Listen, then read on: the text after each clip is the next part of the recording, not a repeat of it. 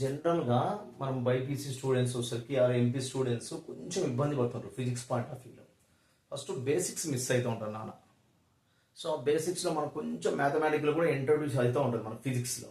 కాబట్టి ఫస్ట్ మీరు ఏం చేస్తారంటే ట్రిగ్నామెట్రీ మీద కొంచెం గ్రిప్ ఉంటే చాలు. తర్వాత డిఫరెన్షియేషన్ మీద ఒక 4-5 ఫార్ములాస్ ఎక్కువ అవసరం లేదు మన ఫిజిక్స్ పాయింట్ ఆఫ్ వ్యూలో. తర్వాత వచ్చేసరికి మనకి ఇంటిగ్రేషన్ మీద ఒక 4-5 ఫార్ములాస్, అవి నేను చెప్తాం, అవసరం చూసుకొని ఒక బైహార్ట్ చేసి పెట్టుకోండి, మనకి ఎప్పటికైనా యూజ్ అవుతాయి. సో ట్రిగ్నామెట్రీలో మనకు కంటే ముందు నేను డిఫరెన్షియేషన్ చెప్తున్నాను. డిఫరెన్షియేషన్లో ఎందుకంటే మనకు డిస్ప్లేస్మెంట్ ఇచ్చి వెలాసిటీ ఫైండ్ అవుట్ చేయమంటాడు, ఇన్స్టాంటేనియస్ వెలాసిటీ. అప్పుడు డిస్ప్లేస్మెంట్ మనం ఏం చేయాలంటే differentiate with respect to time చేయాలి. ఎందుకంటే వెలాసిటీ అనే ఫార్మ్ అనేది డిస్ప్లేస్మెంట్ బై టైం. డిస్ప్లేస్మెంట్ అనేది టైం ప్రకారం చేంజ్ అవుతూ ఉంటే వెలాసిటీ కూడా మారిపోతూ ఉంటుంది. ఒక పర్టికులర్ టైం దగ్గర మనకు వెలాసిటీ కావాలంటే నువ్వు ఏం చేయాలి, డిఫరెన్షియేషన్ చేయాలి డిస్ప్లేస్మెంట్. అదే యాక్సిలరేషన్ కావాలంటే వెలాసిటీని ఏం చేయాలి, డిఫరెన్షియేషన్ చేయాలి. ఒకవేళ వాడు మనకి ఏం చేస్తున్నా యాక్సిలరేషన్ ఇచ్చి, అంటే ఇక్కడ acceleration of the body is vary with time అన్న. That equal for example 5t², t=1 acceleration ఒక వాల్యూ వస్తుంది, t=2 యాక్సిలరేషన్ ఒక వాల్యూ వస్తుంది. అంటే acceleration is vary with time క్లియర్గా చెప్తాడమ్మా. అప్పుడు ఇక్కడ వెలాసిటీ కనుక్కోమంటాడు. ఇటువంటి కేసులో మనం డిఫరెన్షియేషన్ చేయాలా, ఇంటిగ్రేషన్ చేయాలంటే నీకు బేసిక్ ఫార్మ్ ఏంటిది, acceleration is equal to change in velocity by time, లేదా rate of change of velocity dv/dt. ఇక్కడ నుంచి నాకు వెలాసిటీ కావాలి అంటే dtని ఇటు రావాలి. సో మనం రాసుకునే ఫార్ములా ఇప్పుడు ఏమైతే మనం వెలాసిటీ కనుక్కోండి. సరే, తర్వాత విషయం, ఈ ఫార్ములా నుంచి dv నువ్వు ఏం రాస్తున్నావు, a ఇంటూ dt రాస్తావు. ఇట్లా a ఇంటూ dt రాసామంటే దట్ ఈస్ ఇంటిగ్రేషన్. మనం వెలాసిటీ కనుక్కోవాలి కాబట్టి టోటల్ వెలాసిటీ ఎంత అంటే ఇట్లా చేస్తాం. మల్టిప్లైలో వచ్చింది అంటే నువ్వు దీన్ని ఏను ఏం చేయాలంటే ఇంటిగ్రేషన్ లాగా చూసుకోవాలన్న. అదే ఇక్కడ velocity vary with time, v = 3t² + 2t. The velocity of the body vary with time as. ఆ ఈక్వేషన్ ఇస్తాడు. ఇప్పుడు మనకు యాక్సిలరేషన్ కావాలి. అప్పుడు యాక్సిలరేషన్ అంటే నీకు బేసిక్ ఫార్మ్ తెలుసు, a = dv/dt. dv/dt ఓకేనా, rate of change of velocity. నువ్వు rate of change of velocity అన్నా కూడా డిఫరెన్షియేషన్ చేసుకోవాలి. అట్లా కొంచెం ఐడియా ఉంటే చాలు. ఇప్పుడు ఇక్కడ ఫర్ ఎగ్జాంపుల్ నేను వెలాసిటీ ఇచ్చిన, వెలాసిటీ వ్యారీ విత్ టైం. నేను యాక్సిలరేషన్ కనుక్కోమంటే నువ్వేం చేస్తావు, వెలాసిటీని డిఫరెన్షియేషన్ చేస్తావు. ఎట్లా సార్ అంటే చెప్తామా, ముందు ఏం చేయాలో మనం తెలుసుకుందాం.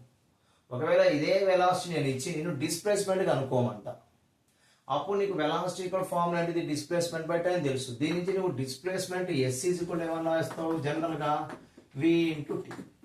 మనం జనరల్గా velocity general formula rate of change of displacement ds/dt.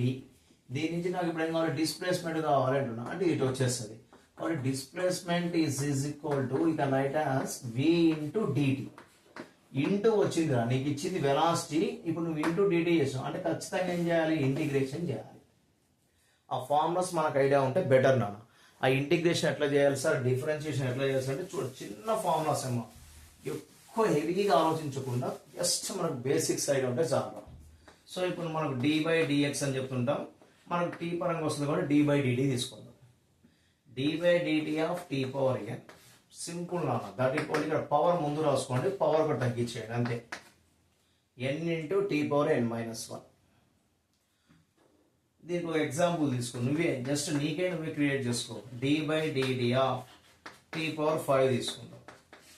ఇప్పుడు ఫార్ములా ప్రకారం చెక్ చేసుకుంటే ఇక్కడ n × t⁴n-1. ఇప్పుడు t⁴n ఉన్నట్టు, ఇక్కడ t⁴ ఏముంది, 5 ఉంది. అంటే n ప్లస్ ఇక్కడ ఏముంది మనకు 5, కాబట్టి 5 × t⁴5-1 అంటే t⁴4. సింపుల్గా ఇక్కడ 5 ఉంది పవర్లో, కాబట్టి పవర్ ఒకటి తగ్గించుకోమా, ఈ పవర్ ముందు రాసుకో, 5 × t⁴4. ఇంకోటి తీసుకో, d/dt ఆఫ్ t⁴8. సేమ్ నాన్న, 8 ఇంటూ పవర్ ముందు రాస్తున్నామా, తర్వాత పవర్ తగ్గిస్తున్నా, 8 × t⁴7. ఒకవేళ మనం చేసేటప్పుడు నాన్న జనరల్గా ఏం చేస్తానంటే అప్పుడప్పుడు d/dt ఆఫ్ జనరల్గా ఇక్కడ 5 వచ్చింది, ఇక్కడ t లేదమ్మా అసలు. నువ్వు టైం పరంగా వేరే అవుతుంది ఈ వాల్యూ అనుకుంటున్నావు, బట్ ఇక్కడ t లేదు. కాబట్టి ఇది కాన్స్టెంట్ వాల్యూ, ఇంటీజర్ పక్క కాన్స్టెంట్. కాబట్టి కాన్స్టెంట్ అనేది వేరియబుల్ కాదు కదా, కాబట్టి 0. డిఫరెన్షియేషన్ d/dx, d/dy, d/dt ఏది ఉన్నా సరే డిఫరెన్షియేషన్ చేసేటప్పుడు కాన్స్టెంట్ వాల్యూ ఎంత అంటే 0. Differentiation of the constant is 0. ఒకవేళ మనకి ఇచ్చిన ఈక్వేషన్లో d/dt ఇంటూ 5t ఉందనుకో, ఇప్పుడు 0 రాయకూడదు. ఎందుకంటే ఇక్కడ 5 సింగిల్ లేదు, ఇక్కడ టైంతో మిక్స్ అయి ఉంది నాన్న, ప్రోడక్ట్ ఆఫ్ టైంలో ఉంది. కాబట్టి ఈ కాన్స్టెంట్ ఇట్లా ఉన్నప్పుడు ఎప్పుడు కూడా కాన్స్టెంట్ బయటికి తీసేసుకోవాలి. ఒకవేళ ఇక్కడ 5xt ఉన్నా సరే మనం డిఫరెన్షియేషన్ చేసి టీతో, కాబట్టి 5 కాన్స్టెంట్ x కాన్స్టెంట్ రెండు బయటికి తీసేసుకోవాలి.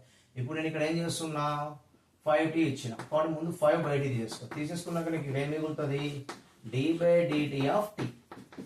d/dt ఆఫ్ t అంటే 1 అని, ఎందుకంటే గుర్తు మీకు ఐడియా కోసం ఇక్కడ dt క్యాన్సిల్. లేదంటే ఈ ఫార్ములా ప్రకారం పవర్ ఎంత ఉంది, 1, కాబట్టి 5 into 1 into t power 1 minus 1. 1 minus 1 అంటే 0, t పవర్ 0 1, కాబట్టి 5 యు గాట్ ఆన్సర్. కాబట్టి ఎప్పుడు కూడా నాన్న మనకి ఇక్కడ కాన్స్టెంట్ ఉండి వేరియబుల్ ఉంటే ఖచ్చితంగా కాన్స్టెంట్ బయటికి తీయాలి. ఓన్లీ కాన్స్టెంట్ ఉంటే వాల్యూ ఏమైందంటే 0. ఇది కొంచెం మనకి ఒక్క ఫార్ములా బాగా ఐడియా ఉంటే చాలు అన్న. d/dt ఆఫ్ తర్వాత సింగిల్గా కాన్స్టెంట్ ఉంటే దాని value 0.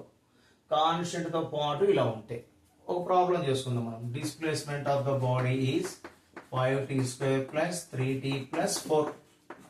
Displacement of the body vary with the time as.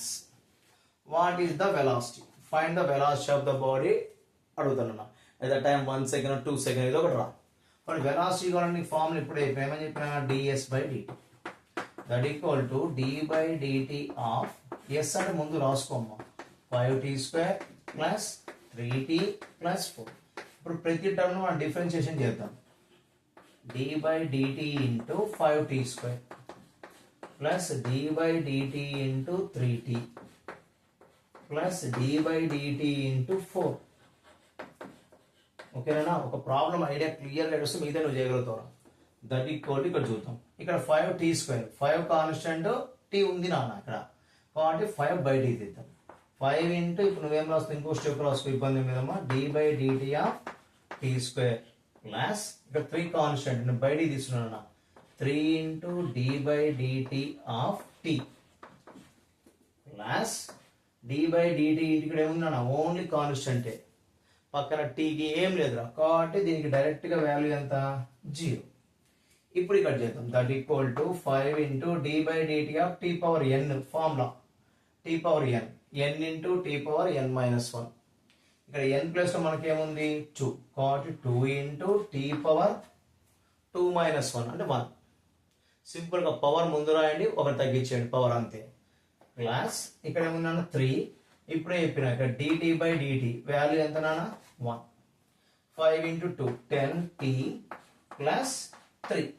That is the velocity of the body at the given time t seconds. Displacement మనకి ఇది ఇచ్చినప్పుడు నాన్న వెలాసిటీ ఫైండ్ అవుట్ చేయమంటే మెథడ్ అది. వాడు క్లియర్గా చెప్తారా, at time t is equal 1 second find the velocity అంటాడు, ఎందుకంటే ఇన్స్టాంటేనియస్ వెలాసిటీ అది. ఓకేనా?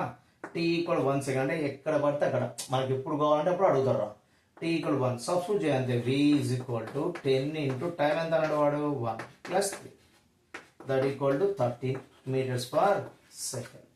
అట్లా ఫైండ్ అవుట్ చేయాలన్నా. వాడు ఏ వాల్యూ ఇచ్చినా కూడా సింపుల్గా మీరు కొంచెం చెక్ చేసుకోండి. ఒకవేళ ఇదే problem, the velocity of the particle is vary with, అప్పుడు వాడు ఏమడిగింటాడు, మనం యాక్సలరేషన్ ఫైండ్ అవుట్ చేయమంటాడు. ఫైండ్ ద యాక్సలరేషన్ అంటారా, అప్పుడు ఏ ఈజ్ ఈక్వల్ టు ఇక్కడ ఫార్ములా ఏమన్నా రాస్తావు, dv/dt. ఇచ్చింది వెలాసిటీ డిస్ప్లేస్మెంట్ మనం చెక్ చేసుకొని దాని ప్రకారం చూసుకుంటూ పోతే చాలు. ముందు డిఫరెన్షియేషన్ బేసిక్స్ ఇవే ఎక్కువ వద్దు, ఆ బేసిక్స్ అంటారు. ఇంకొక ఫార్ములా మనకి ఎప్పుడైనా అవసరం అయితే d/dt of 1/t, d/dx of 1/x అంటాం నాన్న. సో దట్ ఈక్వల్ మనకి ఏమొస్తుంది అంటే log x వస్తుంది. కాబట్టి ఫార్ములా ఏముంటుంది ఇక్కడ log t. రేర్ కేసులో యూజ్ అయితే వస్తుంది, ఇది కూడా మనకు వస్తుంది d/dt of 1/t. That equal formula ఏముంటుంది అంటే log t. జనరల్గా మనం మ్యాథమెటిక్స్ లో మీకు వస్తామో తర్వాత d/dx ఆఫ్ 1/x అని చెప్తుంటాం. d/x ఆఫ్ సారీ మిస్టేక్ చెప్పిందన్న, మిస్టేక్ అమ్మా, d/dx ఆఫ్ log x నా ఇక్కడ d/dt of log t, sorry అమ్మా, d/dt ఆఫ్ log t అంటే మనం ఏం రాస్తామంటే 1/t. ఇది కూడా వస్తుంటుంది నాన్న. d/dt of log t. So ఇక్కడ d/dx ఆఫ్ 1/x అడిగిన అనుకోండి, లేదా d/dt ఆఫ్ 1/t. సేమ్ ఇదిగో ఈ మెథడ్కి 1/tని మనం ఏమన్నా రాయొచ్చు, d/dt ఆఫ్ ఏమన్నా రాయొచ్చు, t ఇన్వర్స్ రాయొచ్చు. 1/t అంటే t ఇన్వర్స్. మళ్ళీ ఇక్కడ n ఎంత ఉంది, -1. కాబట్టి యూ గాట్ ద వాల్యూ నానా -1 ఇంటూ t పవర్ n -1. కాబట్టి -1 into t power -2 that equal to -1/t². ఇది చూసుకోండి, d/dt of 1/t -1/t². d/dt of log t నానా, ఇందాక చిన్న మిస్టేక్ అమ్మా. d/dt ఆఫ్ log t అంటే మనం ఏమన్నా రాసుకోవచ్చు, 1/t. d/dx of log x అంటే 1/x. ఈ ఫార్ములా యూజ్ అయితే వస్తుంది మన తర్వాత. సో ఇవి మన బేసిక్స్ అవి. దీని తర్వాత ఇంటిగ్రేషన్ సార్, మనం ఇంటిగ్రేషన్ యూజ్ చేసినప్పుడు ఫార్ములాస్ ఏమిటంటే ఇక్కడ కూడా మనం కొన్ని ఫార్ములాస్ యూజ్ చేస్తాం, ఎక్కువ అవసరమే లేదు. సో ఫస్ట్ ఏమిటి formula, integral x⁴n into dx. ఇక్కడ x అంటే t పవర్ రావచ్చు, ఏదైనా రావచ్చు అన్న. Integral x⁴n dx. ఇక్కడ ఫార్ములా మనకి ఏముంటుంది, x⁴n+1. ఇంటిగ్రేషన్ అంటే యాడ్ చేయడం అన్నట్టుగా మీనింగ్. కాబట్టి పవర్ ఒకటి ఇంక్రీజ్ చేసినాం, n+1 బై మనకు ఫార్ములా ఏమొస్తుంది ఇక్కడ n+1. Example, integral x⁴5 into dx. Value ఎంత అంటే x⁴6/6. Integral 5 into x⁴9 into dx. Same ఇక్కడ ఇంటిగ్రేషన్ చేస్తుంది మనం x ఉన్నాడు with respect to x integration చేస్తున్నాం. కాబట్టి 5 కాన్స్టెంట్ బయట తీసి అంతే. Integral x⁴9 into dx that equal to 5 into మనకు ఫార్ములా తెలుసు, x⁴n+1/n+1 that equal to x⁴10/9+1 అంటే 10 అన్న, 5 1 jar 5 2 jar. కాబట్టి x⁴10/2 ఇట్లా మనం క్యాలిక్యులేట్ చేసుకోవాలి. దీని తర్వాత మనకు యూజ్ అయ్యే ఫార్ములా ఏంటిది, ఇప్పుడే చెప్పినాం మనం, integral 1/x dx is equal to formula ఏమొస్తుందంటే log x. అక్కడేమో చూడండి d/dx ఆఫ్ ఇంటిగ్రేషన్ కు డిఫరెన్షియల్ రివర్స్ ఫంక్షన్ రా, అన్నిటి కాదు కొన్నిటికమ్మ. కాబట్టి d/dx ఆఫ్ మనం log x ఏమని రాయొచ్చు, 1/x అని రాస్తుంటాం. ఈ ఇంటిగ్రేషన్ ఇటు నుంచి అటు పోయిందంటే ఇన్వర్స్ అయింది. ఇంటిగ్రేషన్ ఇన్వర్స్ ఏమని చెప్తున్నా, డిఫరెన్షియేషన్ లో గుర్తుపెట్టుకుంటే ఇది వచ్చేసిందంటే d/dx ఆఫ్ log x ఏం కావాలన్నా 1/x. అట్లా ఒక్కటి కొంచెం గుర్తుంటే మీకు బెటర్ నాన్న. So integral 1/x dx equal to log x. ఎందుకంటే ఈ ఫార్ములాలో n never be equal to -1. ఎప్పుడు కూడా n అనేది -1కి ఈక్వల్ కాకూడదు. అలాంటప్పుడు ఇంటిగ్రేషన్ ఫార్ములా. ఇక్కడ 1/x మనం డైరెక్ట్ ఈ ఫార్ములా ప్రకారం అప్లై చేద్దామంటే అన్డిటర్మైండ్ అయిపోద్ది. కాబట్టి ఎందుకంటే x పైకి వెళ్ళిపోతే x⁻−1 ఇక్కడ అప్లై చేస్తే -1 +1 బై -1 అంటే కింద 0 ఇన్ఫినిటీ లాగా వచ్చేస్తుంది వాల్యూ. కాబట్టి ఇక్కడ ఇట్లా రాస్తాం నాన్న.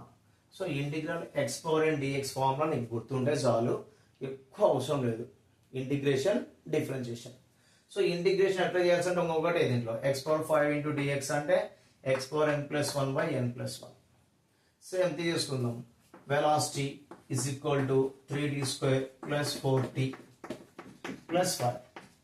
ఇక్కడ ఇంకో ఫార్ములా గుర్తుపెట్టుకో, ఇంటిగ్రల్ dx అంట that equal x. Integral dx అంటే x వాల్యూ కొంచెం యాడ్ చేసుకోవడం. ఇంటిగ్రల్ dx కొంచెం ప్లస్ కొంచెం మొత్తం వచ్చేస్తుంది వాల్యూ. కాబట్టి ఇంటిగ్రల్ dx అంటే x, ఇంటిగ్రల్ dy అంటే y. అట్లా అంత మించి ఉంటుంది అక్కడ. ఇప్పుడు ఇంటిగ్రల్ 5 ఇంటూ dx ఉంది. సో 5 కాన్స్టెంట్ కదా, 0 అంటే డిఫరెన్షియేషన్ 0, ఇంటిగ్రేషన్ కాదు. కాబట్టి 5 కాన్స్టెంట్ బయట తీస్తాం. 5 ఇంటూ ఇంటిగ్రల్ ఏమన్నా dx. కాబట్టి నీకు ఏమొస్తుంది వాల్యూ 5x వస్తుంది. ఎందుకంటే ఇంటిగ్రల్ dx అంటే x, కాబట్టి 5x. దీని తర్వాత మనకి ఏమవుతుంది అంటే ఇంటిగ్రేషన్లోనే లిమిట్స్ ఇస్తారా, వాల్యూను మనం కనుక్కోమని చెప్పి ఇక్కడ నుంచి అక్కడి వరకు అంటే 0 నుంచి 5 సెకండ్స్ లేదా 1 సెకండ్ టు 3 సెకండ్స్ 4 అట్లా లిమిట్స్ వాల్యూస్ ఇస్తారు నాన్న. ఇక్కడ నుంచి అక్కడ అయిపోయే లోపల ఎంత అంటాడు. కాబట్టి దాన్ని మనం లిమిట్స్ అంటాం. ఫర్ ఎగ్జాంపుల్ నేను time t is equal to 3 seconds నుంచి ఒక 10 సెకండ్స్ లోపల బాడీ ఎంత దూరం ట్రావెల్ చేసిందో కనుక్కోమంటాడు. అప్పుడు నీకు నా లోయర్ లిమిట్ 3 తీసుకోవాలి, అప్పర్ లిమిట్ 10. ఫార్ములా జనరల్గా ఫార్ములా ఇక్కడ x⁴n ఊరికే చెప్తున్నాము, dx అనుకుందాం. ఇప్పుడు నీకు ఏమొస్తుంది x⁴n+1/n+1. ఇక్కడ లిమిట్స్ అప్లై చేయాలి. లోయర్ లిమిట్ మనం ఇక్కడ ఏమనుకుందాం నాన్న, a అనుకుందాం. అప్పర్ లిమిట్ ఏమనుకుందాం, b. నీకు ఐడియా కోసం. కాబట్టి ఎప్పుడు కూడా అప్పర్ లిమిట్ మనం డిఫరెన్షియేషన్ చేసిన దాంట్లో అప్పర్ లిమిట్ సబ్స్టిట్యూట్ చేయాలి, దాంట్లోంచి లోయర్ లిమిట్ సబ్స్ట్రాక్ట్ చేయాలి. కాబట్టి n+1 పక్కన తీసేసుకో, ఇబ్బంది ఏం లేదు, లేదా రాద్దాం. X upper limit first substitute చేయాలన్నాను, కాబట్టి b⁻n+1/n+1 minus lower limit substitute చేయాలమ్మా, a⁻n+1/n+1 ఇట్లా సబ్స్టిట్యూట్ చేసుకోవాలి. ఒక చిన్న ప్రాబ్లం చూసుకో, దీని మీద నువ్వే ఇంటిగ్రేషన్ లిమిట్స్ అన్నా. నేను 3 to 5 తీసుకుంటున్నా, x⁻3 తీసుకున్నా into dx. What is the value that, ఆ వాల్యూ ఎంత అంటాడు. కాబట్టి మనం ఏం చేద్దాం, ఇక్కడ మనము x⁻n+1 ముందు ఫార్ములా అప్లై చేయి. x⁻n+1 అంటే నీకు ఏమొస్తుంది, x⁻4/4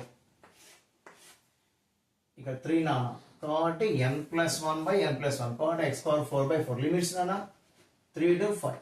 కాబట్టి ఇప్పుడు మనం ఏం చేయాలి, first upper limit 5/4/4 minus lower limit 3/4/4 that equal to denominator same, కాబట్టి 5/4 మైనస్ 3/4/4.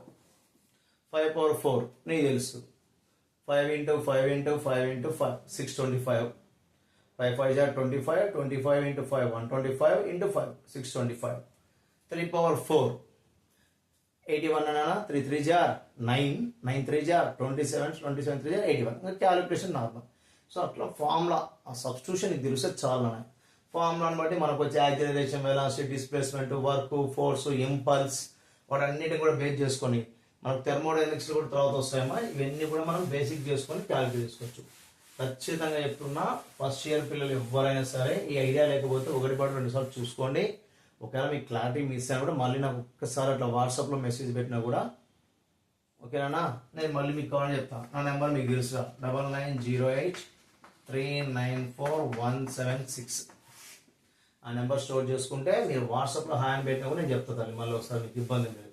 ఎస్పెషల్లీ మరీ మా స్టూడెంట్స్కి కొంచెం బైపీసీ పాయింట్ ఆఫ్ వ్యూలో, ఎంపీసీ పాయింట్ ఆఫ్ వ్యూలో కొంచెం డల్ ఉన్న స్టూడెంట్స్ ఖచ్చితంగా చూసుకోండి. రేపు మనం ట్రిగ్నామెట్రీ చూసుకుందాం. ట్రిగ్నామెట్రీలో సైన్ ఎప్పుడు నెగిటివ్ అయింది, ఒకవేళ సైన్ ఆఫ్ 180 + θ వాల్యూ ఎంత సార్, లేదా సైన్ 370 లేదా సైన్ 270 తీసుకుందాం. కన్ఫ్యూజన్ లేకుండా సైన్ 270 degrees వాల్యూ ఎంత, అది పాజిటివ్ వాల్యూ వస్తుందా, నెగిటివ్ వాల్యూ వస్తుందా, ఎట్లా క్యాలిక్యులేట్ చేద్దాం. సింపుల్ లాజిక్ చెప్తాం. ఇప్పుడు కాస్ ఉంది, కాస్ 120 వాల్యూ ఎంత, పాజిటివ్ వాల్యూనా నెగిటివ్ వాల్యూనా, దీన్ని ఎట్లా ఫైండ్ అవుట్ చేయాలి. అదే తర్వాత మీకు మనకు 10th క్లాస్లో వచ్చింటుంది మేము ట్రిగ్నామెట్రీలో, ఆల్ సిల్వర్ టీ కప్స్ అని, లేదా ఆల్ స్టూడెంట్స్ టేక్ కేర్ అని, first coordinate, second coordinate, third fourth coordinate అని చెప్పి. సో సింపుల్ చూసుకుంటే ఇప్పుడే చూసుకుందాం. మేము ముందు నా ట్రిగ్నామెట్రీలో కూడా అది కూడా సింపుల్గా ఇది ఒక రౌండ్ లాగా మనం కన్సిడర్ చేసుకుంటే 360 degrees అన్నాం. 360 అంటే ఎప్పుడు కూడా యాంగిల్ ఎలా మెజర్ చేయాలి, క్లాక్ వైజ్ మెజర్ చేయకూడదు. యాంటీ క్లాక్ వైజ్లో పాజిటివ్, ఇక్కడ నుంచి యాంటీ క్లాక్ వైజ్ ఇట్లా నాన్న. కాబట్టి ఇక్కడ ఎక్స్ యాక్సిస్ మీద మనం స్టార్టింగ్ 0, ఇక్కడ నుంచి ఇక్కడికి 10, 20, 30, 40, 50, 60 అట్లా ఇక్కడ నుంచి ఇక్కడికి వచ్చినప్పుడు యాంగిల్ ఎంత ఉంటుంది అన్న 90 degrees. అంటే ఈ ఫస్ట్ కోఆర్డినేట్లో యాంగిల్ ఎక్కడి నుంచి ఎక్కడికి ఉంటుంది, 0 to 90 degrees ఉంటుంది ఫస్ట్ కోఆర్డినేట్లో. సెకండ్ కోఆర్డినేట్ వచ్చేసరికి యాంగిల్ మనం ఎక్కడి నుంచి ఇక్కడ తీసుకోవాలి, ఇక్కడ నుంచి ఇది 0 to 90 అయిపోయింది, 100, 110, 131 అట్లా. అంటే ఇక్కడ నుంచి ఇక్కడికి ఎంత ఉంటుంది యాంగిల్ మనకు 90 degrees టు నీకు ఎంత ఉంటుంది ఇక్కడ 180 degrees వరకు ఉంటుంది యాంగిల్, 90 to 180. ఇక్కడ కూడా నేను ఇక్కడ రాసుకున్నాను, రాసుకో 0 degrees టు మనకి ఎక్కడ వరకు వస్తుంది యాంగిల్, ఇక్కడ 90 degrees వరకు వస్తుంది, ఇక్కడ 90 to 180. సో ఇక్కడికి వచ్చేసరికి మనకి యాంగిల్ ఎంత ఉంటుంది అన్న 180 degrees నుంచి ఈ మొత్తం ఎంత యాంగిల్ ఉంటుంది మనకు 270 degrees వరకు ఉంటుంది. సో ఇక్కడ నుంచి ఇక్కడికి యాంగిల్ ఎంత వస్తుంది సార్ అంటే 270 to 360. ఫోర్త్ కోఆర్డినేట్లో మనకున్న వాల్యూ ఎంత అంటే అన్న యాంగిల్స్ 270 నుంచి 360 వరకు ఫోర్త్ కోఆర్డినేట్ ఉంటుంది. ఫస్ట్ ఇది గుర్తుపెట్టుకో చాలు. ఫస్ట్ కోఆర్డినేట్లో 0 to 90 4 parts అన్న, 360 4 parts అంటే 90 90 90, 0 to 90, 90 to 180, 180 to 270, 270 to 360 ఈ వాల్యూ. యాంగిల్ ఎప్పుడు కూడా క్లాక్ వైజ్లో నెగిటివ్ మెజర్ చేస్తున్నానా, యాంటీ క్లాక్ వైజ్లోనే పాజిటివ్. ఎగ్జాక్ట్ ఇక్కడికి వచ్చింది. ఇప్పుడు ఇది ఉంది, ఈ లైన్ ఎంత యాంగిల్ చేస్తుంది అంటే ఎక్స్ యాక్స్తోనే చెప్పాలి మనం. ఎక్స్ యాక్స్తో ఈ లైన్ ఎంత యాంగిల్ చేస్తుంది ఇలా మెజర్ చేస్తాం ఇక్కడ నుంచి ఇక్కడికి. కాబట్టి ఎంత చెప్తాం, అది 30 degrees. ఓకేనా, అట్లా చూసుకోవాలి. ఒకవేళ నేను ఇట్లా మెజర్ చేస్తున్నా అంటే ఇది 30 అంటే ఆటోమేటిక్ ఇదేమంటుంది మనకు 90, మొత్తం 90, ఇది 30 అంటే ఇది ఎంత ఉంటుంది 60 degrees. కాబట్టి ఇక్కడ నుంచి ఇక్కడికి ఎంత ఉంటుంది అంటే 60. అట్లా మనం చూసుకోవాలమ్మా. క్లాక్ వైజ్లోనే యాంగిల్స్ మ్యాక్సిమం మనం మెజర్ చేస్తూ ఉంటాం. అది కూడా ఎక్కడి నుంచి? With respect to X axis, positive X axis నుంచి మెజర్ చేస్తూ ఉంటాం. ఓకేనా? ఒకవేళ వాడు నీకు -45 అని అనుకోమ్మా, అప్పుడు నువ్వు -45 ఎట్లా చూపించాలి? ఇది ఇట్లా చూపించాలి. ఇక్కడ నుంచి ఇక్కడికి యాంగిల్ ఏంటంటే ఒకవేళ 45 అనుకుంటే అప్పుడు -45 అంటే ఇట్లా చూపించాలి. From here to hear, that is the angle is -45. అట్లా మనం క్యాలిక్యులేట్ చేద్దాం నాన్న.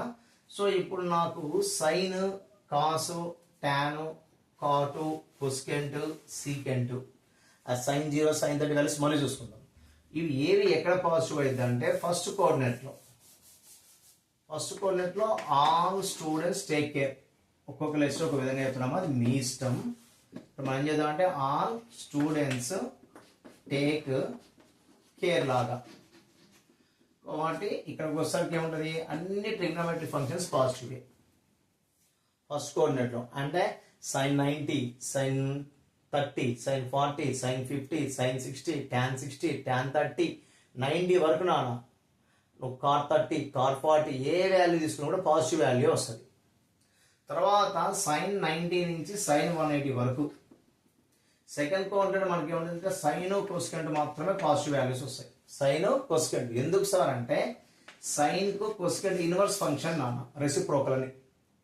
తర్వాత టాను, ఇక్కడ కాట్ అమ్మ, గుర్తుపెట్టుకోండి. టాను, కాట్ సింపుల్ కదా, సిఓటి కాటు, కాటు, టాన్. అట్లా కూడా ఇవి రెండు మాత్రమే థర్డ్ కోఆర్డినేట్లో పాజిటివ్ అయ్యాయి. అంటే tan 270, tan 290, ఓకేనా? సారీ 182 270 నాన్న, 182 270, tan 270, tan 130, tan 140 తీసుకున్నాం అనుకో. tan 130, tan 140 అంటే అది ఏ కోఆర్డినేట్? Second coordinate.